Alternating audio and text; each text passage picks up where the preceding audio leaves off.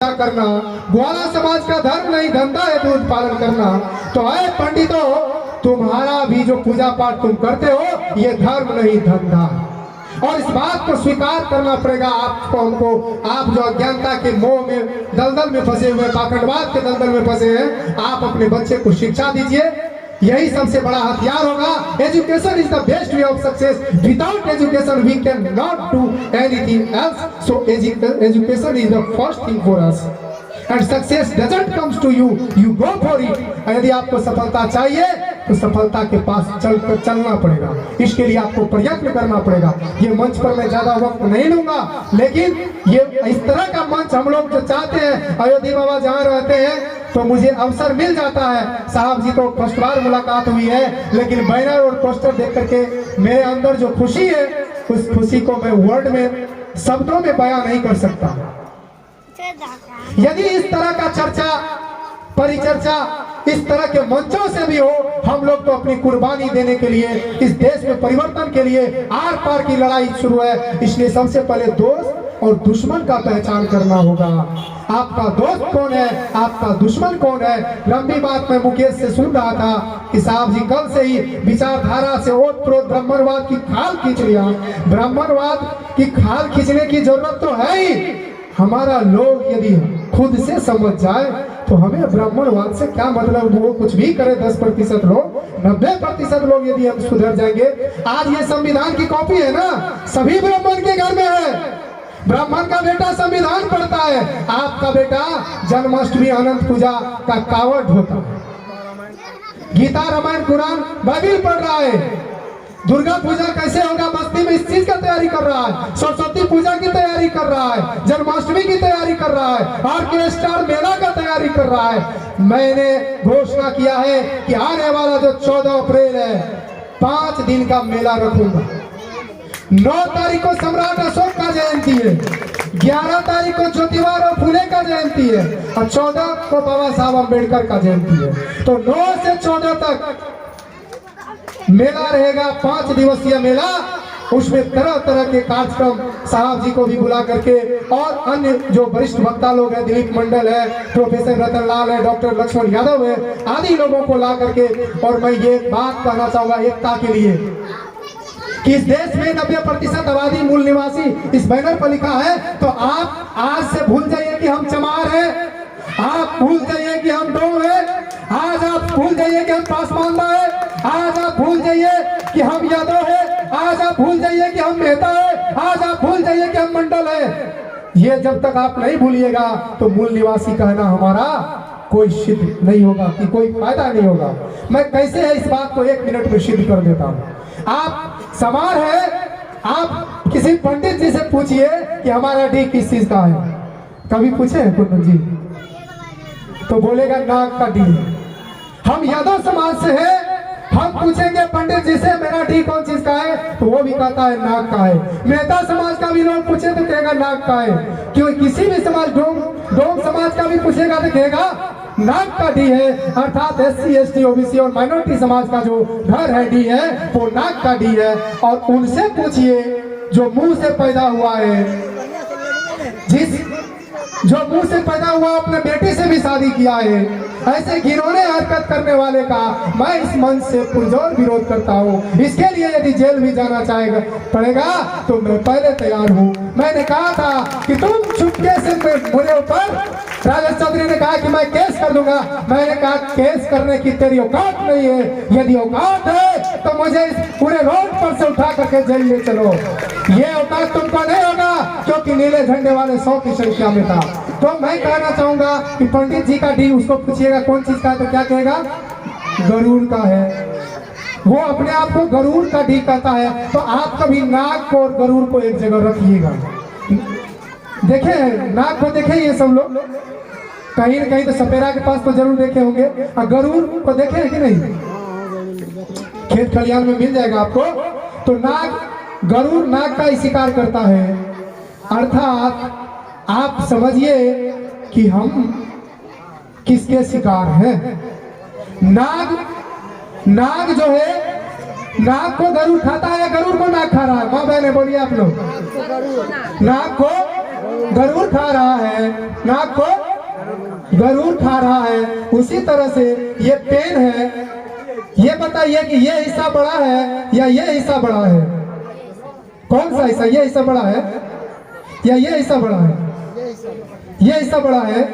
ये लगभग 90% है, ये लगभग, और ये 10% है, लेकिन 90% पर 10% भारी है।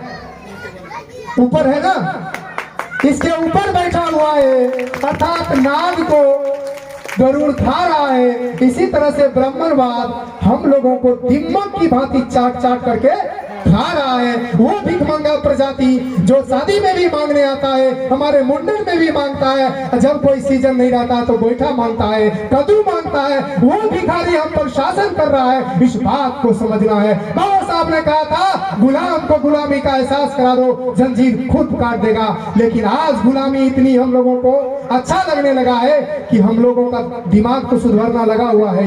यदि कोई अच्छी बात कहता है, मैं जानता हूँ कि साहब जी लोगों को आसपास के लोग कितने गाली देते होंगे, मैं महसूस करता हूँ। मुझे घर के लोग गाली देते हैं तो आसपास की बात ही क्या जाए।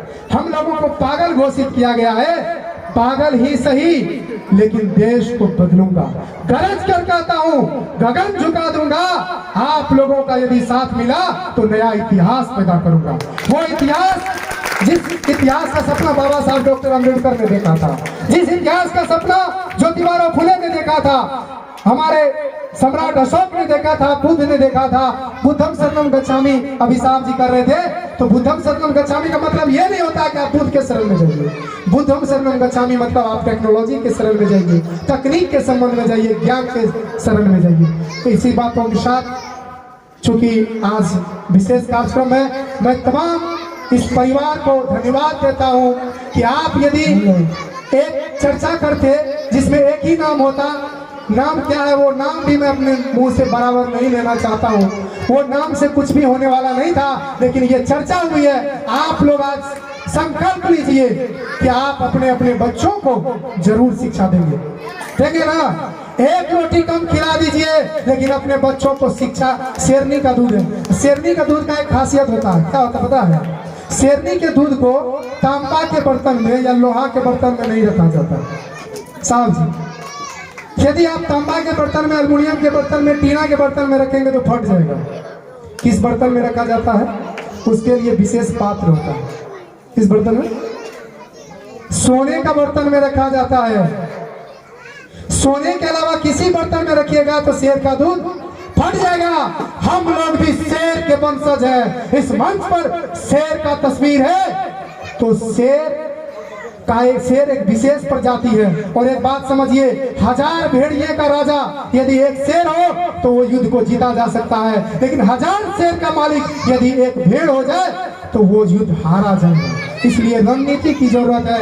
आप लोग समझे हैं इस बात को, यदि अपने घर में लागू करना चाहते हैं तो आपके घर में जो फिजूल की तस्वीर है, जो हमारा दुश्मन है, मैंने सिद्ध कर दिया कि हम लोग क्या है, भारत के मूल निवासी है। तो आज मैं अपने नाम में के निराला लगाया हूँ, मेरा जाति सूचक शब्द नहीं है। तो आप लोग भी यदि उसी का विरोध कर रहे हैं, उसी का टाइटल लगाए हुए हैं, तो मैं क्या समझूं किसका विरोध, किसके समर्थन में कर रहे हैं। इसलिए आप अपने नाम से पहले जाति सूचक शब्द को हटाइए, फिर जाति समता मूलक समाज का निर्माण होगा। बिना संविधान को अपनाए समता मूलक संविधान का निर्माण कभी नहीं हो सकता। इन्हीं चंद शब्दों के साथ मैं अपने वाणी को विराम देता हूँ, एक शब्दों के साथ कि समुद्र में जो लहरें उठती है तो उसे तूफान कहते हैं, और उस तूफान से जो टकराए उसे छात्र नौजवान कहते हैं। छात्र नौजवानों को समुद्र की गति को बदलने की ताकत होती है। बाबा साहब डॉक्टर अम्बेडकर सूखी रोटी का लड्डू विदेश में खाते थे। 4 बेटा था, चारों बेटा मर गया। और अब जब गोलमेज सम्मेलन में जा रहे थे, बाबा साहब का बेटा मर गया। किसी ने कहा कि आपका बेटा मर गया। आपको यदि कोई अभी सत्संग में बैठे हैं, हम हो कि साहब जी हो कि आप हो, सबका बराबर का ही थोड़ा थोड़ा अंतर होगा। अगर आपको पता चल जाएगा आपका पड़ोसी मर गया, भाई को छोड़िए, बेटा को छोड़िए, तो आप थोड़ी देर के लिए जरूर विचलित हो जाएंगे और यहाँ से उठ खड़े होंगे। लेकिन बाबा साहब को किसी ने कहा रेलवे स्टेशन पर कि आपका बेटा मर गया। बाबा साहब एक मिनट के लिए सोचा और कहा कि एक बेटा के लिए करोड़ों बेटा का बलि नहीं कर सकता। अर्थात यदि मैं गोलमेज सम्मेलन में नहीं जाऊंगा तो तथाकथित ब्राह्मण लोग जो आज आपको वोट का अधिकार है, ये वोट का अधिकार यदि नहीं होता तो आपकी गिनती आदमी में नहीं जानवर में होता। बाबा साहब ने 7 अधिकार मांग करके लाया था, इसमें से 2 ही मांग जो वोट का अधिकार है वो आपके पास रहा, इसलिए आपके पास वोट का अधिकार है। ये आपके पास SC ST एक्ट है और मौलिक अधिकार कर्तव्य है। इन बातों को, संविधान को अंगीकार करके आप लोगों को कुछ सीख सकते हैं, समझ सकते हैं। इसलिए ये भारतीय संविधान पर फूल माला चढ़ाने की जरूरत नहीं है। किताब में यदि संविधान में दिमाग लग जाएगा तो मैं आपको लिख करके आज गारंटी दे रहा हूँ कि हमारे पूर्वजों की दशा क्या थी। बहुत दिन नहीं हुआ इतिहास, 25 साल पहले चले जाइए, राजपूत ब्राह्मणों के दरवाजे पर हम लोगों को जाने की इजाजत नहीं थी। जूते आप तो छोड़िए, यादव मेहता समाज के लोग आज जो बगी बगाड़ते हैं कि हम ऊंचे जात के लोग हैं, उनको अभी जूता खोल करके जाना पड़ता था। तर्क इतना ही है कि कोई 10 जूता खाया है, कोई 5 जूता खाया है, कोई 25 जूता खाया है, लेकिन सब खाया जूता ही है और जूता मारने वाला एक ही लोग है। इसलिए जूता खाने वाले सभी लोगों एक हो जाओ। यदि एक नहीं होगे तो जिस तरह से तुम्हारे पूर्वजों के साथ, तुम्हारे पूर्वजों के कमर में झाड़ू लटकाया गया था और सिर में हंडी लटकाया गया था, और तुम्हारे परछाई से भी, जिस मंदिर में आज तुम जाते हो पूजा पाठ करने के लिए, इस देश का राष्ट्रपति रामनाथ कोविंद है, जब उनके जाने से मंदिर छुआ सकता है तो तुम किस खेत की मूली। जब अखिलेश यादव उत्तर प्रदेश के मुख्यमंत्री है, वो मुख्यमंत्री की गद्दी से उठता है, गंगा जल से उस पूरे मुख्यमंत्री आवास को धोया जाता है। जीतन राम मांझी मधुबनी के मंदिर में जाता है, सुपौल के मंदिर में जाता है तो उस मंदिर को दूध से धोया जाता है, गंगा जल से शुद्ध किया जाता है। तो आज पासवान समाज के हड्डी से लोग छुआता है, तो आप लोग थोड़ा शर्म करो। कबीर साहब की एक पंक्ति है, वो कह करके मैं अपनी वाणी को विराम दूंगा। कबीर साहब गृहस्थाश्रम में रहते थे, वो बकरी पालन भी करते थे, जानते हैं कि आप लोग, वो चादर भी बेचा करते थे। तो बकरी कभी मंदिर चला जाता था, कभी मस्जिद चला जाता था, तो पंडित और मौलवी उनसे शिकायत करते थे, कबीर आपका बकरी हमारे मंदिर में चला आता, मस्जिद में आ जाता है और मंदिर मस्जिद को गंदा कर देता है। तो कबीर साहब ने कहा, माफ कीजिए साहब, जानवर है इसीलिए चला जाता है, मैंने कभी गया क्या? बात समझ में आई? बहुत लोगों को नहीं समझ में आया होगा। कबीर साहब ने कहा, माफ कीजिए साहब, जानवर है इसीलिए चला जाता है, मैं कभी आपके मंदिर और मस्जिद में गया क्या?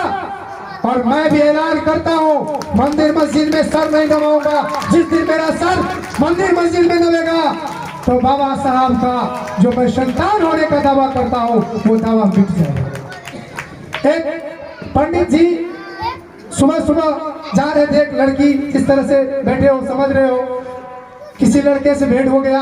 पंडित जी देखा कि अच्छे कपड़े पहने हुआ है, कोई अच्छा घर से होगा, दान दक्षिणा मिलेगा, तो उनको पंडित जी को हम लोग बोलते थे राम राम प्रणाम प्रणाम बोल दिया। तो बच्चे को कहा तुमको स्वर्ग मिलेगा, तो फिर बच्चा चल दिया, रुको, अरे दक्षिणा कहा दिया स्वर्ग जाने का? तो कहा जाइए बाबा, आपको हम दिल्ली दे देते हैं दक्षिणा। तो पंडित ने कहा, क्या तुम्हारे बाप का दिल्ली है जो तुम हमको दे दिया? तो उस लड़के का जवाब सुनिए, जो परिवर्तनकारी और मिशनकारी लड़का है उसका जवाब है, आप आंख से आंख मिला करके जवाब देना सीख लीजिए तो गुलामी उसी दिन खत्म हो जाएगा।